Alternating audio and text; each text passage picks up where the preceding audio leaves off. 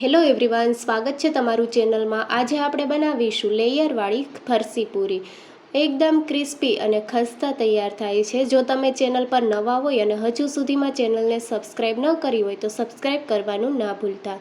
પૂરીનો લોટ બાંધવા માટે મિક્સિંગ બાઉલમાં 1 કપ ઘઉંનો ઝીણો લોટ, તમે મેંદાના લોટમાંથી પણ તૈયાર કરી શકો છો। સાથે 2 ચમચી ચણાનો લોટ અને 3 ચમચી ઘી ઉમેર્યું છે। ઘી હલકું ગરમ કરીને લેવું। લોટમાં ઉમેરવા માટે અજમો, જીરું અને મરીને આપણે ખાંડી લઈશું। તો ખાંડણીમાં અડધી ચમચી અજમો, અડધી ચમચી આખું જીરું, 4 થી 5 મરી ઉમેરીને અધકચરું વાટી લઈશું।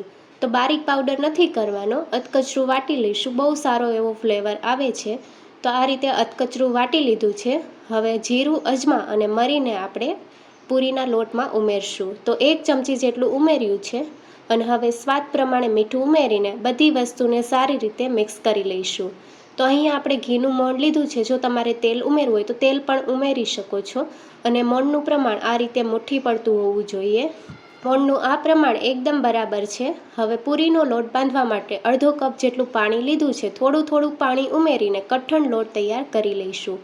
તો અત્યારે એકસાથે પાણી નથી ઉમેરવાનું, જરૂર પ્રમાણે પાણી ઉમેરીને પૂરી માટેનો કઠણ લોટ તૈયાર કરી લઈશું। છેલ્લે કહીશ કે કેટલા પાણીની જરૂર પડી। પૂરીનો લોટ બાંધવા માટે અડધા કપ ઉપર 2 થી 3 ચમચી જેટલી પાણીની જરૂર પડી છે। હવે અડધી ચમચી તેલ ઉમેરીને લોટને સારી રીતે મસળી લઈશું। લોટને મસળવાથી લોટ સારી રીતે સ્મૂથ થઈ જશે। તો 1 મિનિટ માટે લોટને સારી રીતે મસળી લઈશું। લોટ સારી રીતે મસળી લીધો છે। હવે ઢાંકણ ઢાંકીને 10 થી 15 મિનિટ માટે સેટ થવા માટે મૂકી દઈશું। 15 મિનિટ જેવું થઈ ગયું છે। લોટ સારી રીતે સેટ થઈ ગયો છે અને લોટ તમે જોઈ શકો છો પહેલાં કરતાં થોડો હલકો થઈ ગયો છે। લોટમાંથી નાની સાઇઝના લુવા કરી લઈશું। તો આપણે પહેલાં રોટલી તૈયાર કરવાની છે અને રોટલી એકદમ પાતળી તૈયાર કરવાની છે। તો જે સાઇઝની તમારે રોટલી કરવી હોય એ સાઇઝના લુવા તૈયાર કરી લેવાના। આ રીતે બાકીના બધા લુવા તૈયાર કરી લીધા છે। પૂરી લેયરવાળી તૈયાર કરવાની છે તો સ્લરી તૈયાર કરી લઈશું। 1 ચમચી ચોખાનો લોટ, તમે ચોખાના લોટની જગ્યાએ કોર્નફ્લોર અથવા મેંદો ઉપયોગમાં લઈ શકો છો અને 2 ચમચી પીગળેલું ઘી ઉમેરશું। સારી રીતે મિક્સ કરી લઈશું। જો જરૂર પડે તો 1 ચમચી હજી ઘી ઉમેરી દેવાનું અને આ રીતની સ્લરી તૈયાર કરવાની છે। સ્લરી તૈયાર થઈ ગઈ છે। હવે રોટલી તૈયાર કરી લઈશું। તો અહીંયા મેં લુવાને સૂકા લોટથી કોટ કરી લીધું છે। તમે પાટલાને ઓઇલથી ગ્રીસ કરીને રોટલી વણી શકો છો, પણ મેં અહીંયા સૂકા લોટથી કોટ કરીને રોટલી વણી લઈશું। તો રોટલી એકદમ પાતળી તૈયાર કરી લેવાની છે અને બધી રોટલીને આપણે પાતળી જ તૈયાર કરવાની છે।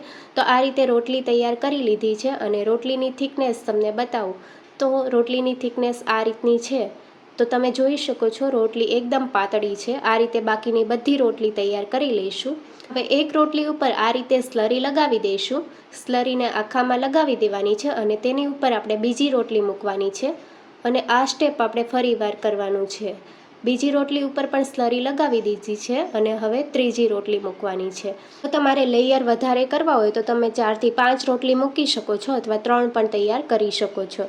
તો અહીંયા મેં 4 રોટલી મૂકી છે અને હવે થોડું વેલણ આપણે આ રીતે ફેરવી દેવાનું છે અને ફરી પાછી સ્લરી લગાવી દઈશું। તો આ રીતે અડધી ચમચી જેટલી સ્લરી લગાવી દઈશું। સ્લરીને આપણે કિનારી ઉપર પણ સારી રીતે લગાવી દેવાનું છે અને હવે રોલ તૈયાર કરી લઈશું। રોલને એકદમ ટાઈટ તૈયાર કરવાનો છે તો સારી રીતે લુવા તૈયાર થશે। તો આ રીતે રોલ તૈયાર થઈ ગયો છે અને રોલને આપણે આ રીતે થોડું રોલ કરી લઈશું। તો આ રીતે તમે જોઈ શકો છો રોલને સારી રીતે તૈયાર કરી લીધો છે। હવે નાની સાઇઝના લુવા કરી લઈશું। તો આ રીતે નાઇફની મદદથી કટ લગાવી દઈશું અને આ રીતે લુવા તૈયાર થઈ ગયા છે અને તમે જોઈ શકો છો અંદર સારી રીતે લેયર તૈયાર થયા છે। રોલના પીસમાંથી આપણે લુવા તૈયાર કરી લઈશું। આ રીતે પ્રેસ કરી લેવાનું। આ રીતે બાકીના બધા લુવા તૈયાર કરી લીધા છે અને આ લુવામાંથી આપણે ફરસી પૂરી તૈયાર કરી લઈશું। પૂરીને આપણે વણી લેવાની છે અને પૂરી હળવા હાથે વણવાની છે જેથી લેયર એકબીજા સાથે ચોંટી ન જાય અને આ રીતે ઓવલ શેપમાં પૂરી તૈયાર કરી લીધી છે। હવે પૂરીને આપણે મીડિયમ ગેસની ફ્લેમ ઉપર તળી લઈશું।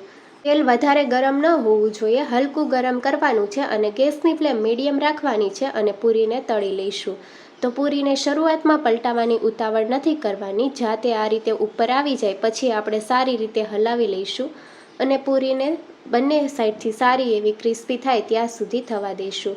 તો પૂરીની સાઈડ ચેન્જ કરી લઈશું અને પૂરી ગોલ્ડન બ્રાઉન કલરની થાય ત્યાં સુધી થવા દઈશું. ગેસની ફ્લેમ મીડિયમ ટુ લો રાખવાની છે અને તમે જોઈ શકો છો પૂરીનો કલર પણ ચેન્જ થઈ ગયો છે. હવે ઝારાની મદદથી કાઢી લઈશું. આ રીતે બાકીની બધી પૂરી તૈયાર કરી લેવાની છે અને ફરસી પૂરીને સર્વિંગ પ્લેટમાં સર્વ કરીશું. તમે જોઈ શકો છો આ રીતે એકદમ ખસ્તા પૂરી તૈયાર થઈ છે અને પૂરીના લેયર પણ સારી રીતે અલગ થયા છે. જો તમને રેસીપી ગમી હોય તો ચેનલને લાઇક, શેર અને સબસ્ક્રાઈબ કરો. Thank you for watching.